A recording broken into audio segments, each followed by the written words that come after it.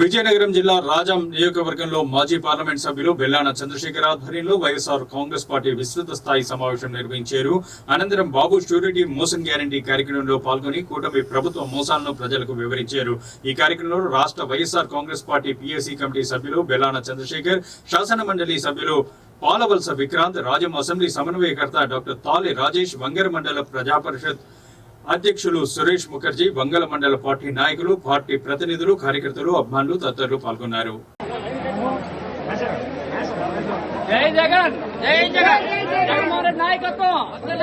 మాట్లాడుకునే అవకాశం కల్పించిన ప్రజలందరికీ కూడా పేరు పేరున నా హృదయపూర్వక నమస్కారం తెలియజేసుకుంటున్నాను. జై జగన్. ఇప్పుడు ఎమ్మెల్యేలను అరెస్ట్ చేసి నిరంతరం మరైతే మీరు అవి టీవీలో చూస్తే మన టీవీలో చూపిస్తారు, వాళ్ళ టీవీలో చూపించారు కనుక రోడ్డు మీద నడి రోడ్డు మీదకి వచ్చేస్తుంది. ఫరీదాబాద్ ఉంది ఇక్కడ మన శ్రీకాకుళంలో. నిన్ననే ఒక మర్డర్ జరిగింది, వైస్ సర్పంచ్ భర్తని మన స్కూల్ కమిటీ చైర్మన్ నడి రోడ్డు మీద హైవే మీద చనిపోయింది.